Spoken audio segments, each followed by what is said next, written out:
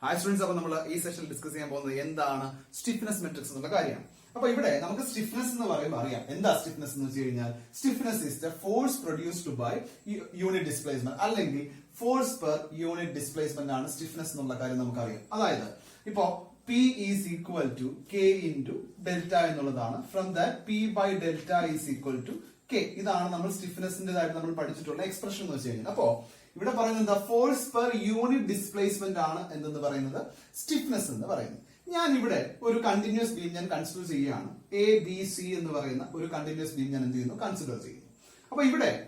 ഓരോ പോയിന്റിലും 3 പോയിന്റ് 1, 2, 3 എന്ന് പറയുന്ന 3 പോയിന്റ് കൺസിഡർ ചെയ്യുന്നുണ്ട്. അപ്പോൾ ഈ 3 പോയിന്റിലും ഞാൻ ഒരു യൂണിറ്റ് ഡിസ്പ്ലേസ്മെന്റ് ഞാൻ അപ്ലൈ ചെയ്യുമ്പോൾ എനിക്ക് കറസ്പോണ്ടിങ് ഓരോ പോയിന്റിലും എന്ത് ജനറേറ്റ് ചെയ്യപ്പെടുന്നുണ്ട്, ഓരോ സ്റ്റിഫ്നെസ് അവിടെ, ഓരോ ഫോഴ്സ് അവിടെ എന്ത് ചെയ്യുന്നുണ്ട്, പ്രൊഡ്യൂസ് ചെയ്യപ്പെടുന്നുണ്ട് അല്ലെ. അതിനാണ് ഞാൻ സ്റ്റിഫ്നെസ് എന്ന് പറയുന്നത്. അപ്പൊ ഞാൻ ആദ്യം എന്ത് ചെയ്യുന്നു, 1 എന്ന പോയിന്റിൽ, അതായത് പോയിന്റ് 1ൽ ഞാൻ എന്ത് അപ്ലൈ ചെയ്യുകയാണ്, ഒരു യൂണിറ്റ് ഡിസ്പ്ലേസ്മെന്റ് ഞാൻ കൊടുക്കുന്നു. ആ യൂണിറ്റ് ഡിസ്പ്ലേസ്മെന്റ് കൊടുക്കുമ്പോൾ കറസ്പോണ്ടിങ് ആയിട്ട് 1, 2, 3 ഈ ഓരോ പോയിന്റ്സിലും എന്ത് പ്രൊഡ്യൂസ് ചെയ്യപ്പെടും, ഫോഴ്സ് പ്രൊഡ്യൂസ് ചെയ്യപ്പെടുന്നുണ്ട്. അപ്പോ ഈ 1 എന്ന പോയിന്റിൽ ഞാനൊരു യൂണിറ്റ് ഡിസ്പ്ലേസ്മെന്റ് കൊടുക്കുമ്പോൾ എനിക്ക് 1ൽ ഉണ്ടാവുന്ന സ്റ്റിഫ്നെസ് എന്ന് പറയുന്നത്, 1ൽ ഉണ്ടാവുന്ന ഫോഴ്സ് എന്ന് പറയുന്നത്, അല്ലെങ്കിൽ അതിനാണ് ഞാൻ എന്ത് പറയുക, അവിടെ പ്രൊഡ്യൂസ് ചെയ്യപ്പെടുന്ന ഫോഴ്സ് എന്ന് പറയുന്നതാണ് എന്ന് പറയുന്നത് സ്റ്റിഫ്നെസ് എന്ന് പറയുന്നത്. അപ്പോ ഈ ഓരോ പോയിന്റിലും സ്റ്റിഫ്നെസ് എന്തായിരിക്കും, ഇവിടെ K11 ആണ്, ഇവിടെ വരുമ്പോൾ അത് K21 ആവും. എന്താ K21 എന്ന് പറഞ്ഞു കഴിഞ്ഞാൽ, ഞാൻ 1ൽ ഒരു ഡിസ്പ്ലേസ്മെന്റ് കൊടുക്കുമ്പോൾ എനിക്ക് 2ൽ ഉണ്ടാവുന്ന ഫോഴ്സിനെയാണ് ഞാൻ എന്ന് പറയുക സ്റ്റിഫ്നെസ്, അതായത് K21 എന്ന് പറയുന്നത്. ഞാൻ ഇനി അടുത്ത K31 എന്ന് പറഞ്ഞാലോ, ഞാൻ 1ൽ ഒരു ഫോഴ്സ് അപ്ലൈ ചെയ്യുമ്പോൾ എനിക്ക് 1ൽ ഒരു ഡിസ്പ്ലേസ്മെന്റ്, യൂണിറ്റ് ഡിസ്പ്ലേസ്മെന്റ് കൊടുക്കുമ്പോൾ 3ൽ ഉണ്ടാവുന്ന ഫോഴ്സിനെയാണ് ഞാൻ എന്ത് പറയുക, K31 എന്ന് പറയുന്നത്. അതുപോലെ തന്നെ ഞാൻ അടുത്ത കണ്ടീഷൻ, രണ്ടാമത്തെ ഈ കണ്ടിന്യൂസ് ബീം ഇവിടെ കൺസിഡർ ചെയ്യുമ്പോൾ ഞാൻ ഇവിടെ എന്ത് ചെയ്യുന്നു, 2ലാണ് ഞാൻ എന്ത് കൊടുക്കുന്നത്, ഒരു യൂണിറ്റ് ഡിസ്പ്ലേസ്മെന്റ് കൊടുക്കുന്നത്, അതായത് D2 = 1 എന്ന് പറഞ്ഞ് എടുക്കുകയാണ്. അപ്പൊ അങ്ങനെയാണ് എങ്കിൽ എനിക്ക് 1ൽ ഉണ്ടാകുന്ന, അതായത് ഓരോ കറസ്പോണ്ടിങ് പോയിന്റ്സിന്റെ സ്റ്റിഫ്നെസ് എന്തായിരിക്കും, K12 എന്നായിരിക്കും അല്ലെ. ഫസ്റ്റ് പോയിന്റിൽ K12 ആണ് സ്റ്റിഫ്നെസ്, K12 എന്ന് പറയുന്നത്. അപ്പൊ K32 എന്ന് പറഞ്ഞാൽ എന്തായിരിക്കും, K32 എന്ന് പറഞ്ഞാൽ ഇവിടെ രണ്ടാമത്തെ കണ്ടീഷൻ, 2ൽ ഒരു യൂണിറ്റ് ഡിസ്പ്ലേസ്മെന്റ് ഞാൻ അപ്ലൈ ചെയ്യുമ്പോൾ 3ൽ ഉണ്ടാകുന്ന ഫോഴ്സിനെ, ജനറേറ്റ് ചെയ്യപ്പെടുന്ന ഫോഴ്സിനെ എനിക്ക് എന്തെന്ന് പറയാം, K32 എന്ന് എനിക്ക് പറയാം. ഇനി ഞാൻ എന്ത് ചെയ്യുന്നു, മൂന്നാമത്തെ പോയിന്റിൽ, അതായത് അപ്ലൈ യൂണിറ്റ് ഡിസ്പ്ലേസ്മെന്റ് 3ൽ ഞാൻ ഒരു യൂണിറ്റ് ഡിസ്പ്ലേസ്മെന്റ് കൊടുക്കുകയാണ്. അവിടെ ഞാൻ കൊടുക്കുമ്പോൾ ശ്രദ്ധിക്കേണ്ടത് എന്താണെന്ന് വെച്ച് കഴിഞ്ഞാൽ, K13 എന്ന് പറഞ്ഞാൽ എന്തായിരിക്കും, K13 എന്ന് പറഞ്ഞാൽ, അപ്പൊ K13 സ്റ്റിഫ്നെസ് ആണല്ലേ. അപ്പൊ അതെങ്ങനെ എക്സ്പ്ലെയിൻ ചെയ്യാൻ പറ്റും, 3ൽ ഞാനൊരു യൂണിറ്റ് ഡിസ്പ്ലേസ്മെന്റ് കൊടുക്കുമ്പോൾ 1ൽ പ്രൊഡ്യൂസ് ചെയ്യപ്പെടുന്ന ഫോഴ്സിനെയാണ് ഞാൻ എന്തെന്ന് പറയുന്നത്, K13 എന്ന് പറയുന്നത്.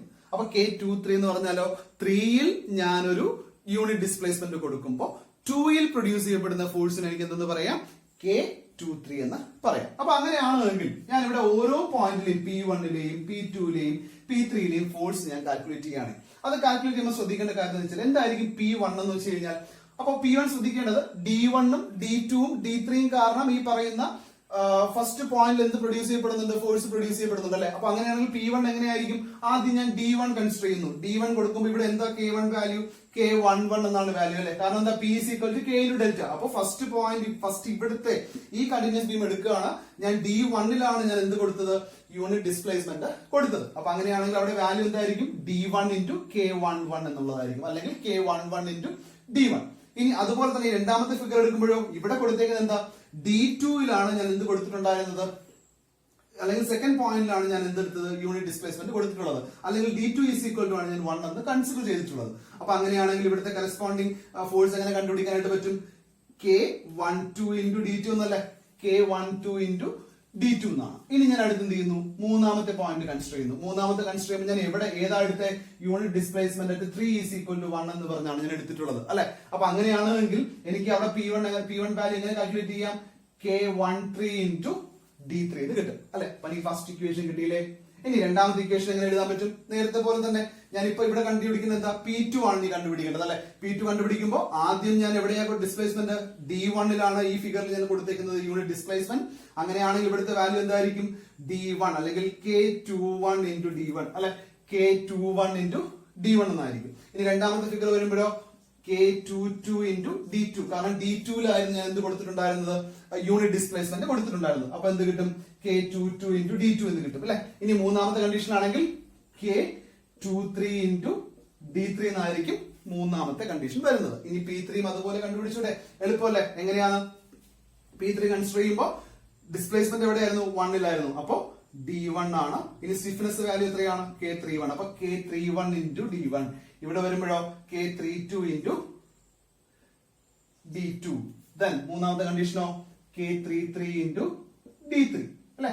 ഇത്രയേ ഉള്ളൂ. അപ്പൊ നമുക്ക് എന്ത് കിട്ടി? ആ ഇക്വേഷൻ കിട്ടി. ആ ഇക്വേഷൻ കിട്ടിയാൽ നമുക്ക് അവിടെ നേരെ അതിനെ മെട്രിക്സ് ഫോമിലോട്ട് എഴുതാൻ നമുക്ക് അറിയില്ലേ? അവിടെ മെട്രിക്സ് ഫോമിലോട്ട് നമുക്ക് എഴുതാം. അപ്പൊ അങ്ങനെയാണെങ്കിൽ ഇതെന്താണ്? ഫോഴ്സ് മെട്രിക്സ് ആണ്. ഇതെന്തായിരിക്കും? ഇതാണ് സ്റ്റിഫ്നെസ് മെട്രിക്സ് എന്ന് പറയാ. ഇതിനെയാണ് നമ്മൾ എന്ത് പറയുക? സ്റ്റിഫ്നെസ് മെട്രിക്സ് എന്ന് പറയുന്നത് ഇതാണ്. ഇതെന്താ? ഡിസ്പ്ലേസ്മെന്റ് മെട്രിക്സ് ആണ്. അപ്പോ ഈ സ്റ്റിഫ്നെസ് മെട്രിക്സിലുള്ള എലമെന്റ്സിനെ നമ്മൾ പറയുന്നതാണ് സ്റ്റിഫ്നെസ് ഇൻഫ്ലുവൻസ് കോഎഫിഷ്യന്റ് എന്ന് പറയുന്നത്. ഈ സ്റ്റിഫ്നെസ് മെട്രിക്സിലെ ഓരോ എലമെന്റ്സിനെ നമ്മൾ പറയുന്ന പേരെന്താണ്? Stiffness influence coefficient. അപ്പൊ ഈ സ്റ്റിഫ്നെസ് ഇൻഫ്ലുവൻസ് കോഎഫിഷ്യന്റ് നമുക്ക് എങ്ങനെ ഡിഫൈൻ ചെയ്യാനായിട്ട് പറ്റും? നോക്കിയേ, it is defined as the force produced at ഐയിൽ ഒരു ഫോഴ്സ് പ്രൊഡ്യൂസ് ചെയ്യപ്പെടുന്നു. എപ്പോഴാണ്? ഡ്യൂ ടു ഡിസ്പ്ലേസ്മെന്റ് അറ്റ് ജെയിൽ ഒരു യൂണിറ്റ് ഡിസ്പ്ലേസ്മെന്റ് നമ്മൾ കൊടുക്കുമ്പോൾ ഐയിൽ എന്ത് പ്രൊഡ്യൂസ് ചെയ്യപ്പെടുന്നു? ഒരു ഫോഴ്സ് പ്രൊഡ്യൂസ് ചെയ്യപ്പെടുന്നു. അതിനെയാണ് നമ്മൾ എന്ത് പറയുക?